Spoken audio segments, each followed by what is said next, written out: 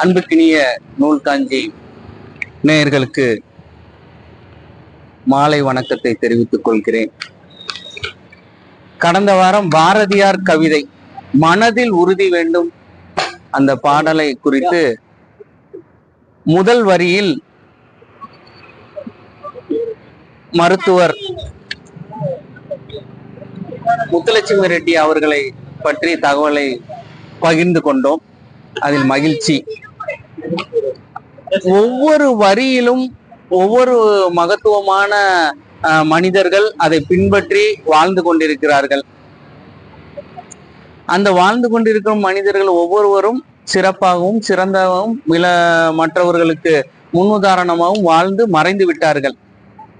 இந்த பாரதியார் இந்த பாடல் வரிகளில் ஒவ்வொரு தனி மனிதனும் செய்த ஒவ்வொரு செயலையும் அவர் ஒரு மனமாக அவரே இந்த அனைத்து செய்திகளையும் சொல்லியிருப்பது மிகப்பெரிய ஒரு மகிழ்ச்சியான ஒரு தகவலாக இருக்கு.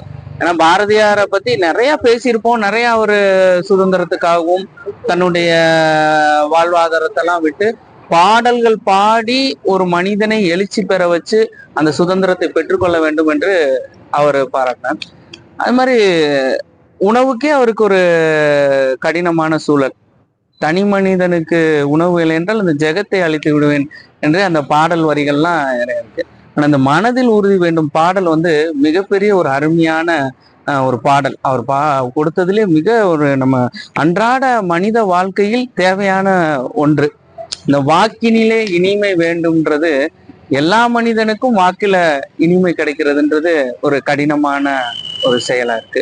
ஒரு இடத்துல நல்ல விதமா பேசியிருப்போம், அதே விஷயத்த வேற ஒரு இடத்துல பேசும்போது மாத்தி பேசுவோம். இந்த வாக்கில இனிமை வேண்டுன்றது அவரு சிறப்பா பாரதியார் அவர் சொல்லிட்டு, நினைவு நல்லது வேண்டும்.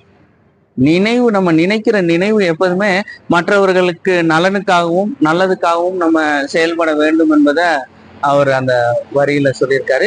இதற்கு ஒவ்வொரு ஆட்களையும் நான் தனித்தனியா குறிப்பெடுத்து பேசணும்னு ரொம்ப பிரயாசப்பட்டேன்.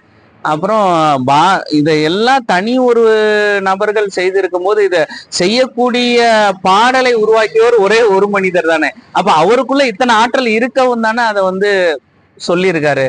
அதனாலதான் அது நெருங்கின பொருள் கைப்பட வேண்டும். எந்த ஒரு பொருளையும் நம்ம நெருங்கி அடைவதற்கு ஔவையாரை நம்ம இதுல உதாரணமா சொல்லலாம். அவங்கள பத்தி பெரிய பேசுற அளவுக்கு நான் பேச்சாளர் அல்ல. இருந்தாலும் அவர்களுடைய அந்த பாடல் வரிகள்லாம் மிக நினைவு, அதாவது நெருங்கின பொருள் கைப்பட வேண்டும், கனவு மெய்ப்பட வேண்டும். அதுல டாக்டர் அப்துல் கலாம் ஐயா தான் இன்றைய இளைய தலைமுறைக்கு கனவு காண்கள், உங்களுடைய செயல்பாடுகள் நல்லதா வரணும், நீங்க என்ன மாதிரி ஆகணும்னு விருப்பப்படுறீங்களோ அதை செய்யணும்னு சொல்லி அவரு சொல்லியிருக்காரு. இத பாரதியார் பாடல் வரிகள்ல வர்றது இன்னும் ஒரு சிறப்பு. கனவு மெய்ப்பட வேண்டும்ன்றதுல உண்மைதான். நான் என் சின்ன வயசுல இருந்து ஒரு விஷயத்த பேசுவேன். என்ன பேசுவேன்னா, இப்ப எனக்கு ஒரு தேவை இருக்குன்னா அதை நான் என் மனசுக்குள்ளேயே நான் பேசிக்குவேன். ஏன் நம்ம இந்த மாதிரி ஒரு சிரமத்துல இருக்கோம், இந்த சிரமத்துல இருந்து நம்ம மீண்டு வர்றதுக்கு ஏன் முயற்சி பண்ணல, இல்ல இந்த விஷயம் நமக்கு தேவை, அது ஏன் கிடைக்கல, அது கிடைக்கிறதுக்கு எனக்கு கிடைக்கணும், எனக்கு வேணும், அதுக்கு நான் என்ன பண்ணணும் அப்படின்னு எனக்குள்ளே நான் பேசிக்குவேன். அதை பாரதியாருடைய பாடல்ல படிக்கும்போது, அப்ப சின்ன புத்தகத்துல படிக்கும்போது இவ்வளவு விளக்கம் எனக்கு தெரியல. வயதுதான் ஒரு மனிதனின் முதுமைதான் அவனுடைய அனுபவத்தை பகிர்ந்து கொள்வதற்கு இந்த பாடல். தனமும் இன்பமும் வேண்டும். ஒரு மனிதனுக்கு தனமும் இன்பமும் வேண்டும். அது இருந்தால் மட்டுமே தான் அவன் மற்றவர்களுக்கு செய்யறதுக்கு இதா இருக்கும். இது தனமும் இன்பமும் அந்த வார்த்தைக்கு தரணியிலே பெருமை வேண்டும். நம்ம வாழ்றோம், பிறந்தோம், இறப்பு நிச்சயம். பிறப்பு எப்படி ஒரு இதா இருக்கோ, இறப்பு நிச்சயம். இந்த இதுல நமக்கு ஒரு தரணியில இந்த உலகம் வாழ்ந்ததுல ஒரு அடையாளம் வேண்டும் அப்படின்றத மிக சிறப்பா சொல்லியிருக்காரு. அதுலயுமே அப்துல் கலாம் ஐயா சொன்ன வார்த்தைகள் ரொம்ப, பிறப்பு ஒரு சம்பவமா இருக்கலாம், இறப்பு ஒரு சரித்திரமா இருக்கணும்னு அவர் வாழ்ந்து காட்டியவர் ஐயா அப்துல் கலாம். கண் திறந்திட வேண்டும். நமக்கு நிறைய நேரங்கள்ல நம் கண் வந்து மூடிடும். அதுல எங்க தலைவர் வந்து மிக சிறப்பா அதை கவனிச்சிருக்காரு. நீர்நிலைகளை சுத்தமா வச்சுக்கிறதுல அவரு சிறப்பா எங்கள் முன்னாடி நடந்து இப்போ ஒரு சிறு இது எல்லாத்துக்கும் ஜூஸ் குடிச்சோம். வாங்கி கொடுத்தவர் அந்த கவரை வந்து நெகிழி பைய வந்து அத நீர்நிலையில போட்டத தவறை உடனே சுட்டி காட்டி கண் திறந்திட வேண்டும் அப்படின்றதுக்கு அவரு எங்க தலைவர் வந்து சிறப்பா ஒரு விளக்கம் கொடுத்தாரு. அது எங்களுக்கு ரொம்ப மகிழ்ச்சியா இருந்துச்சு. காரியத்தில் உறுதி வேண்டும். அதுலயும் எங்க தலைவரை தான் சொல்லணும். போன வாரம் தான் ஒரு நிகழ்வு பண்ணணும்னு ஒரு பேசணும். ஒரே வாரத்துக்குள்ள ரெடி பண்றதுல அவரு சிறந்த ஒரு இதா சிறந்த குழு, அந்த குழு மூலமாக ஏற்படுத்தி அதை உத்வேகப்படுத்தினது தலைவர் அவர்கள் தான். அந்த இதை வந்து திறம்பட வேண்டும்ன்றக்கு காரியத்தில் உறுதி வேண்டும். அதுல வந்து பெண் விடுதலை வேண்டும். பெண் விடுதலையை பத்தி நிறைய பேர் பேசியிருக்கோம். ஆனா யாரு வந்து விடுதலையை கொடுக்கல. எல்லாருமே பெண் விடுதலை வேண்டும், சம உரிமை அவங்களுக்கு கொடுக்கணும் எல்லாமே சொல்றோம். ஆனா யாரு தனி மனிதன் ஒரு பெண்ணுக்கு வந்து நம்ம விடுதலை கொடுத்துருக்கோம்? நம்ம அம்மாவா இருக்கட்டும், நம்ம தங்கையா இருக்கட்டும், அக்காவா இருக்கட்டும், தன் மனைவியா இருக்கட்டும், அவங்களுக்கு அவங்க எதிர்பார்க்கிற ஒரு விஷயத்த நம்ம செஞ்சு கொடுத்துருக்கோமா? இல்ல அவங்க செய்யறதுக்கு நம்ம ஒத்துழைச்சிருக்கோமா? அப்ப பெண் விடுதலை பத்தி நம்ம பேசுறோம், ஆனா அதை செயல்படுத்த முடியல. ஆனா அவர் வந்து தன்னுடைய மனைவிக்கு மிகப்பெரிய ஒரு சுதந்திரத்தை கொடுத்திருக்காரு. பெண் விடுதலையில வந்து பாரதியார் வந்து கண்ணம்மா அப்படின்ற வார்த்தைக்கு அடுத்த வார்த்தை அவரு பேசி அதனால கடவுள் காக்க வேண்டும். எல்லா மதமே வந்து காக்குற கடவுள் தான். அதை வந்து அவர் இயல்பாவே அதை சுட்டி காட்டியிருக்காரு. மண் பயன்பெற வேண்டும்னு அப்பயே சொல்லியிருக்காரு. அப்ப அவருக்கே தெரிஞ்சிருக்கு வருங்காலத்துல வந்து விவசாயம் எல்லாம் வந்து ரொம்ப நிலை குலைந்து போகும். விஞ்ஞான வளர்ச்சியில நம்மளுடைய மண் விவசாய நிலத்தை பால்படுத்துவோம்னு அவருக்கு அப்பயே தெரிஞ்சிருக்காரு. அதனாலதான் மண் வந்து வலுப்பெற வேண்டும் என்று வார்த்தையை சொல்லிட்டாரு. வானம் இங்கு தென்படம் வேண்டும். அப்ப நிறைய பேரு இதுக்கு என்ன ஒரு சொல்னா, எல்லாரும் கீழே பார்த்தா நடந்திருக்கோம். காரணம், மேன்மையானவர்கள் கீழே உள்ளவர்களை வந்து தாழ்த்தி தான் வச்சிருக்காங்க. அப்ப எல்லாருமே கீழே பார்த்து நடந்தா வானம் காண வேணா அவன் நிமிர்ந்து பார்த்தா தானே நம்ம வானத்தை பார்க்க முடியும். அப்ப ஒரு அந்த அடிமைத்தனத்துல இருந்து வர்ற ஒரு விஷயத்த வந்து அவர் உண்மை நின்றிட வேண்டும். எல்லா செயலும் செய்யறோம், எல்லாம் பேசுறோம். யாரு உண்மையை வந்து நிலைநாட்டுறதுக்கு வந்து நம்ம முயற்சி செஞ்சிருக்கோம்? ஒரு இடத்துல நல்லவனா, ஒரு இடத்துல சக மனிதனா, ஒரு நண்பனா, துரோகியா, எல்லாமே ஒரு மனிதன் வந்து கடந்துதான் வந்திருக்கு. இல்ல பாரதியார் அவர் வந்து சிறு குழந்தைகளுக்கு அந்த பாட புத்தகத்துல வந்து படிச்சோம். இப்பெல்லாம் அந்த பாட புத்தகத்துல இருக்கான்றதே வந்து ரொம்ப சிரமத்துக்குரியதா இருக்கு. ஆனா பாரதியார் பாடல்களை படித்து தங்களுடைய குழந்தைகள் மென்மேலும் வளர வேண்டும் என்று சொல்லி இந்த வாய்ப்பினை அளித்த நூல் காஞ்சிக்கு நன்றி தெரிவித்துக் கொள்கிறேன். என் அன்புக்கும் பாசத்துக்கும் நூல் காஞ்சி கோவை உறவாலயம் ராஜரத்தினம் தரும் ஒரு திருமந்திரத்தை விளக்கம். அதாவது இன்று நிறைய பேர் வந்து என்ன பண்றாங்கன்னா, வாழ்க்கையில துறவு என்பதற்கு முழு பொருள் காணாமலே துறவு என்பது என்ன அப்படிங்கிறதுக்கு இன்னும் நிறைய பேருக்கு விளக்கமே தெரிய மாட்டேங்குது. இப்போ ஒரு இனம் இருக்கிறது என்று வைத்துக் கொள்ளுங்கள்.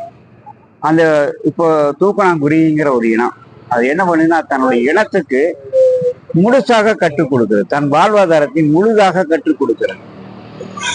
எப்படி கூடு கட்டுறது, எப்படி அந்த இனப்பெருக்கத்துக்கு போறது, எப்படி வந்து தன்னுடைய விருந்தங்களை செய்யறது அப்படின்னு அது கற்றுக் கொடுக்கிறது. பாருங்க, முதலில் அந்த குஞ்சு குஞ்சு பொறிக்கிற வரைக்கும் பெண் கூட கூண்டு இருக்கும். ஆனா குஞ்சு பொறிக்கணும்னா ரெண்டும் சேர்ந்து பாடுபடும். ஆனா அந்த குஞ்சுகள் வளர்ந்ததுக்கு பின்னால பாத்தீங்கன்னா ஒவ்வொரு அந்த கிணத்துக்கு அடியில வச்சுட்டு எப்படி கூடு கட்டுவது என்று சொல்லிக் கொடுக்கும். கூடு கட்டும் போது எப்படி எதிரிகள் வந்தால் எப்படி கீழே விழுந்து கீழே விழுந்து காட்டும். புரிஞ்சுங்களா? இதை வந்து ஒரு பறவை ஆராய்ச்சியாளர் நமக்கு சொல்லி காட்டுறாரு.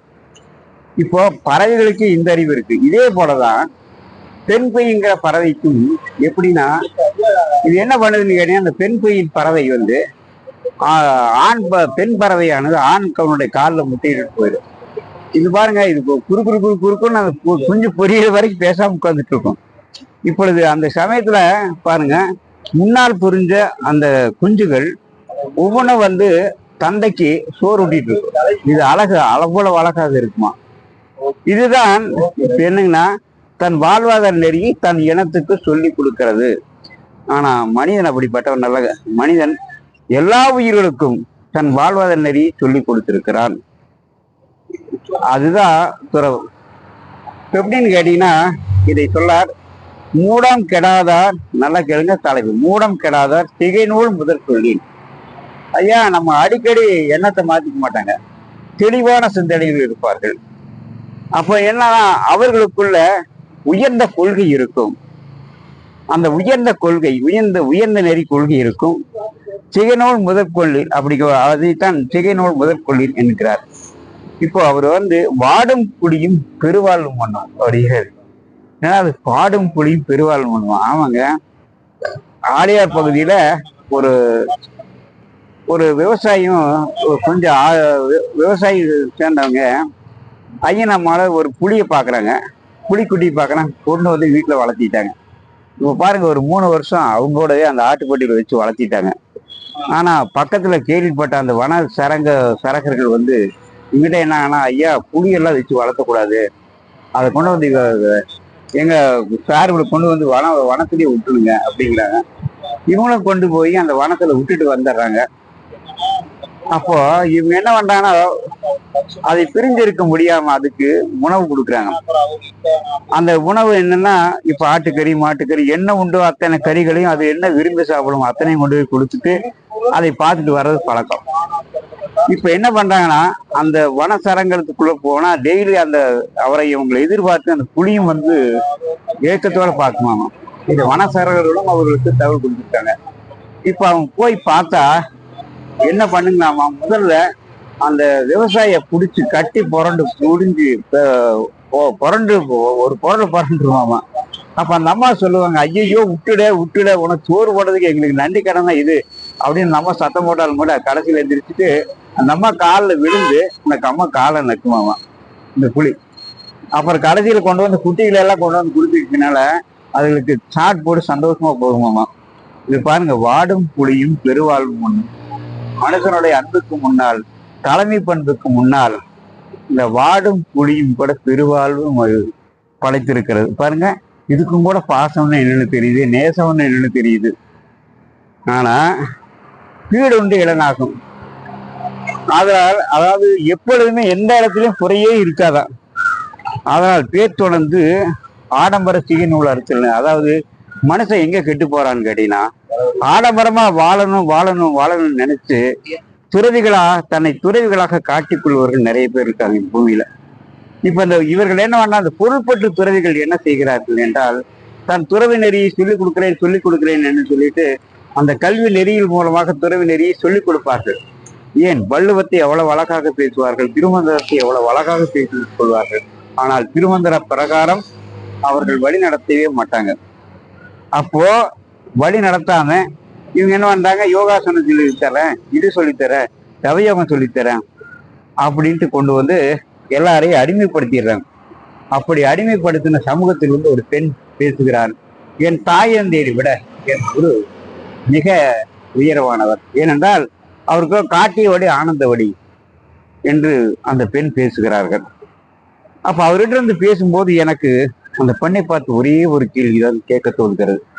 என்னவென்றால், அம்மா, துறவு என்பது என்னவென்றால் பாருங்க, மூடம் கெடாத சிகை நூல் முதற்கொள். அதாவது எல்லோரும் எப்படியும் எல்லா உயிர்களுக்கும் மதிப்பளித்து வாழ வேண்டும் என்ற எண்ணம் அவர்களுக்கு இருப்பதினால்தான் மூடம் கெடாத சிகை நூல் முதற்கொள்ளில் என்று திருமூலர் சொல்றார்.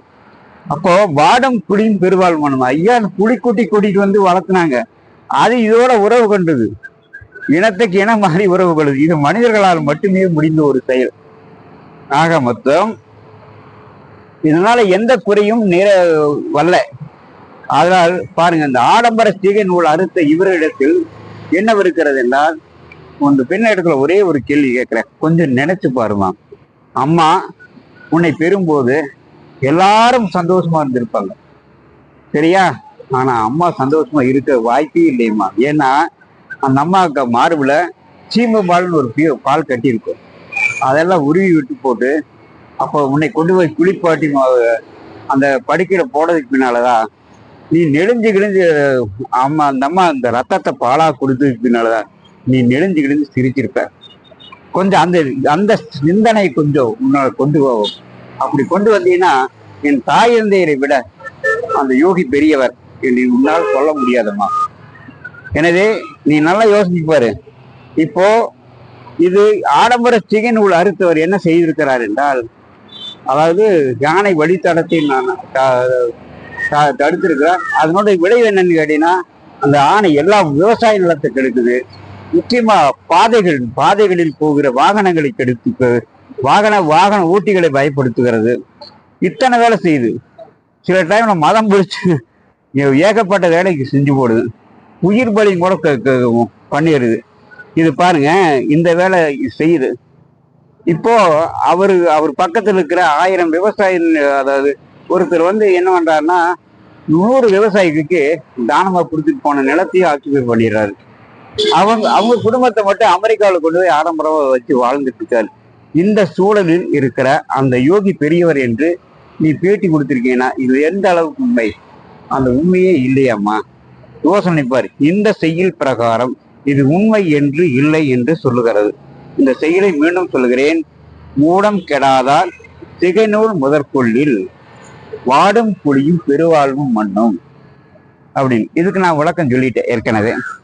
அப்ப பீடு ஒன்று இளனாகும். அதாவது உலகத்தில் பிறந்த எந்த உயிருக்கும் சிறுத்தீங்கும் கூட விளைவிக்காமல் இருப்பதுதான் மிகப்பெரிய துறவு. அப்போ அதனால் என்ன பண்ணணும்? நாம் ஆராய்ந்து பார்த்தால் முதலில் எவரொருவர் பிறரை அடிமைப்படுத்தி கொண்டு தான் மட்டும் ஆடம்பரமாக வாழ வேண்டும் என்று நினைத்து சரி உங்களை பேச வைத்து தாயந்திரிடமிருந்து உங்களை பிரித்து நான் காட்டுகிற வழி சொர்க்கமான வழி, இல்லறத்தில் இருந்தால் நன்றாக இருக்காது, அது துறவரத்தின் நாடுகள் என்று சொல்லிக் கொண்டிருப்பது எந்த வகையில் நியாயம்? எனவே துறவரம் என்பது என்னவென்றால், இந்த சிட்டுக்குருவி சொல்லிக் கொடுத்ததை தன் இனத்துக்கு சொல்லிக் கொடுத்தது போல, அந்த பெண்கையின் பறவை தன் இனத்துக்கு சொல்லிக் கொடுத்தது போல, மனித குலத்துக்கு இப்படித்தான் வாழ வேண்டும் என்ற நெறியை வானவர்களாகிய பட்டினத்தார் சொல்லிக் கொடுத்திருக்கிறார், திருமூலர் சொல்லிக் கொடுக்கிறார், வள்ளுவர் சொல்லிக் கொடுக்கிறார். இதுதான் துறவு. இந்த துறவு நெறி எது இல்லை? முதலில் உங்களை மதிப்புக்குரிய மனிதர்களாக வானவர்களாக வாழ வைக்கிறது. உங்களை இல்லறத்தில் செழுமையாக வாழ வைக்கிறது. ஊரில் உங்களை தலைவராக வாழ வைக்கிறது.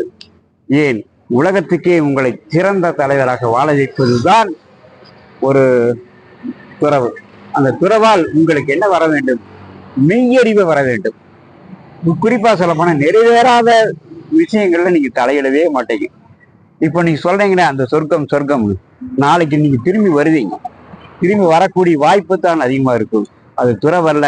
நாம் அவரை போலி துறவை நம்பி ஏமாந்து போனோம் என்ற ஏமாற்றம் தான் உங்களுக்கு மிஞ்சும். எனவே இது துறவு நெறி அல்ல. அதைதான் அவா என்று சொல்கிறார்கள். நிறைவேறாத ஆசைகள் உண்டு. இப்போ அந்த நிறைவேறாத ஆசைகள் அற்றுப்போகும். அப்பொழுதுதான் உங்களுக்கு ஊழியத்தில், அதாவது நீங்க செய்கிற செயலில், நீங்கள் செய்கிற மேற்கொண்ட செயல்களில், நீங்கள் செய்கின்ற தேவைகளில், தொழில் நீங்கள் சிறப்பாக சிறக்க வேண்டும் என்றால் இது இந்த 4 வகைகளை கரெக்டா கணிக்கணும். துறவு, மெய்யறிவு, அவா அறுத்தல், அப்புறம்தான் உங்களுக்கு ஊழ் அப்படிங்கிற அதிகாரமே படைத்திருப்பார் வள்ளுவர். எனவே இந்த நெறியில் யோசித்து பார்த்து, எனவே யாரிடத்தில் நாம் துறவு நெறியை, யாரை துறவு நெறி குருவாக ஏற்றுக்கொள்ள வேண்டும், யாரிடத்தில் துறவுடைய தவநெறியை கற்றுக்கொள்ள வேண்டும் என்று தெளிவாக முடிவெடுங்கள். அப்படி முடிவெடுப்பது ஒவ்வொரு பிரஜைகள், ஒவ்வொரு குடிமக்களின் கடமை, ஒவ்வொரு இளைஞர்களின் கடமை என சொல்லி நன்றியுடன் விடைபெறுகிறேன். நூல்காஞ்சி கலைஞர்களுக்கு எனது மாலையை தெரிவித்துக் கொண்டு, நான் வாழ்க்கையில் துணிவு செல், தொடர்ந்து செல், இது வந்து நம்ம வாழ்க்கை ரொம்ப முக்கியமானதுங்க. நீங்க எந்த ஒரு வளர்ச்சி வேண்டுமோ துணிவை சொல்லணும். இன்னைக்கு பாருங்க, எந்த ஒரு துறையிலுமே துணிவு செஞ்சு சாதிச்சிருக்காங்க. அந்த மாதிரி ஒவ்வொரு மனிதரும் நெஞ்ச துணிவு இருக்கணும். ஆனா அது உண்மையா இருக்கணும். அந்த உண்மையில வந்து உண்மை வந்து வானத்தை யாரும் மூட முடியுமா? அதான் உண்மை யாரும் மறைக்க முடியாது. இதுதான் வந்து சரித்திரம் சொல்லுவாங்க. வாழ்க்கை என்பது தகராறு, வாழ்ந்துட்டு வரலாறுன்னு சொல்லுவாங்க. இதுதான் இது. எந்த ஒரு நிகழ்ச்சிக்கும் இதுதான் முக்கியம். அப்புறம் துணிச்சல் சொல்லுவீங்களா? துணிச்சல் இருந்தாதான் நம்ம துணிச்சல் மட்டும் நேர்மையா இருக்கணும். அந்த நேர்மையில நம்ம உலகத்துக்கு நமக்கு முகவரி காட்டு. அது ரொம்ப முக்கியம். அதே மாதிரி இன்னைக்கு வந்து லட்சியத்துல வந்து அடைஞ்சவங்க வந்து உழைப்பு மூலியமா அடைஞ்சிருக்கிறாங்க. ஒரு அதிர்ஷ்டம் மூலியமாவோ ஒரு கடவுள் ஞானங்களையோ. உழைப்பு வந்து உழைப்பு வந்துங்க என்னைக்கு வீண் போகாது. எல்லாருமே வந்து எந்த ஒரு செயல்பட்ட உழைப்பு தான் சொல்லுவாங்க. இன்பத்திலும் துன்பத்திலும் இருக்க ஒரே உழைப்பு தான். உழைப்பை நீ ஏமாற்றுவாங்க, உழைப்பு ஏமாற்றுவாங்க. அதாவது வந்து ஒவ்வொரு மனிதனுங்க உழைப்பை முதலீடு கொடுங்க. ஒரு இன்னைக்கு வந்து நம்ம வீட்டுக்கு ஒரு பிச்சைக்காரன் கூடாதுங்க. உணவுக்கு வெளியில வந்து ஒரு இடத்துல நிச்சயமா யாரும் உணவு விட மாட்டாங்க. அவங்க காலையில இருந்து சாயந்தரம் கலந்துதா இந்த வயிற்றுக்கு உணவு கிடைக்குது. உணவு உழைப்பு வந்து முக்கியம். அப்புறம் வந்துங்க நம்ம வந்து பிறப்பு இருக்கிறது வந்து இயற்கை. அந்த பிறப்பு வந்து நம்ம இருப்ப வரைக்கும் நம்ம செயல்படுறத நீ உலகத்துக்கு எல்லாத்துக்கும் தெரியும். அதான் இன்னைக்கு காந்தியில வந்து இன்னைக்கு உலகம் முழுவதும் இருக்காருன்னா அவர் செஞ்ச உழைப்பு தான். காந்தியில நாட்டுக்காக வந்து அவர் படிச்சது வந்து இங்க வக்கீலுக்கு. அவரும் வக்கீலுக்கு படிக்காம படிச்சு அவரோட சொந்த வாழ்க்கையை முன்னேறி இருக்கலாம். ஆனா நம்ம ஒருத்தர் மட்டும் முன்னேறக்கூடாது. நமக்கு பின்னால் இந்திய நாட்டு மக்கள் இல்ல ஒருத்தர் நல்லா இருக்கும். தன்னுடைய ஒவ்வொருடைய நிகழ்ச்சிக்கு உப்பு சத்தியத்துக்கு ஆடிலாம் போனாரு. ஏன் போனாருங்க? ஏன் போனாருங்க? அதான் உண்மைங்க. அதே மாதிரி வந்து எந்த நிகழ்ச்சி தெரியுங்க, உண்மையை நடங்க, நேர்மை நடங்க, நீ உலகத்துக்கு தெரிவிங்க. அப்புறங்க நீங்க எதையும் அடையணும் ஒரு லட்சியம் பண்ணுங்க. இப்ப நீங்க ஒரு கலைஞன் வைங்க, லட்சியம் வேணும். லட்சியம் வேணுங்க. வானத்தை வேண்டாம், சாதாரண மரத்தை இலையை தொடலாம். லட்சியம் தான் முக்கியம். லட்சியத்தால் இன்னைக்கு வந்து ஜெயிச்சு நிறைய இருக்கிறாங்க. அது இன்னைக்கு வந்து இவர் வந்து நம்ம அருமை நண்பர் வந்து இன்னைக்கு வந்து விளையாட்டு இருக்காங்க. இந்த லட்சியத்தை எடுத்து தொடர்ந்து முயற்சி செஞ்சாரு. முயற்சியும் பயிற்சியும் தான் எதையும் ஜெயிக்கலாம். அப்புறம் அதாவது நீங்க இன்னொன்னுங்க, நீங்க ஒரு செயலை செய்வீங்க, நம்ம தொடர்ந்து நம்பிக்கை வேணுங்க. நம்பிக்கை வந்து மிக சிறந்தது. நீங்க நம்பிக்கையாக ஒரு வேலை செஞ்சு பாருங்க, தாமதமாகும். நீ நம்பிக்கையோட செஞ்சு பாருங்க, நம்ம சோர்வு வராது. இதான இது. ஆனா இடைவெளி வரலாம். அதுவே நம்பிக்கையோட செலுத்தா நம்பிக்கை வந்து நம்பிக்கை இல்லைங்க நம்ம மூணாவது கை. அப்புறங்க எந்த ஒரு கல்லுதான் வந்து ஒரு சிலையாகுது. ஆனா அந்த கல்லு வந்து எவ்வளவு அடிக்க வைக்கிறது, அந்த வழியை தாய்க்கொண்டு ஒரு சிலையாகுதுன்னா அந்த யார் ஒழுக்குதாங்களா? சிற்று ஒழுப்பாங்க. சிற்று மட்டும்தான் ஒரு சிலை செதுக்க முடியும். யாரும் அப்புறங்க தோல்விங்க ஒரு பெரிய பிரச்சனை இல்லைங்க. ஆரம்பத்தில் எல்லாமே தோல்விதான். நீங்க ஒரு கவிஞா இருக்கீங்கன்னா நீ எடுத்தவன் கவிஞாகல. எவ்வளவு முயற்சி எடுத்திருப்பீங்க, எவ்வளவு உங்களோட இது மனசுல பதிஞ்சு ஆனா என்னடா போடுதா அது மீறி சாதிச்சிருக்கீங்கன்னா அது என்னங்க? விடாமுயற்சி. ஒரு கவிஞர் சொல்லுவாங்க, முயற்சியின் தொடக்கம் தோல்வி என்றால் இடையிடமுத்து வெற்றியின் ஆரம்பம் முடியுமா. முயற்சியின் தொடக்கம் தோல்வி என்றால் வெற்றியின் விடாமுயற்சி வெற்றியின் ஆரம்பம். ஆழ்ந்த எல்லாமே தோல்விதாங்க. தோல்வியில வெற்றியோட வரலாவே கிடையாது. அது மட்டும் இல்லாம நீ எதுவுமே உங்க மேல நம்பிக்கை வைங்க. நம்பிக்கை வந்து உடனே வராது. நீ காலோட்டம் வைங்க, நீ சும்மா வெற்றி நம்பிக்கை வைக்க கூடாது. அது காலம் நீங்க முயற்சி எடுங்க, பழகுங்க. அப்போ உங்களுக்கு என்ன நம்பிக்கை வருது இல்லையா? இதுதான். அட என்னன்னு நம்ம வந்து வரலையே வருன்னு சொல்லக்கூடாது. ஒரு வீரனா அவன் எவ்வளோ பல கஷ்டத்துக்குள்ள வீரனா இருப்பான். அவன் அம்மா கண்டு போடாம போகக்கூடாது. அட என்னடா இப்படி இருக்கானே, அவன் நல்ல நினைங்க. ஆனா நீங்க அவன் பெரியவனால நீங்க பெரிய அவன்கிட்ட வெற்றி வந்து கற்றுக்கோங்க. ஆனா அதே மாதிரி நீங்க பெரிய வெற்றி இருந்தாலும் உங்க வெற்றியுடைய ரகசியத்தை சொல்லிக் கொடுங்க. அதெல்லாம் நீ குறைச்சு போக மாட்டீங்க. நம்ம காந்தியடிகள் இன்னும் வந்து அவர் நாட்டுக்காக பாடுபட்டாரு. ஆனா அவர் நோட்டுக்காக நம்ம பாடுபடுறோம்.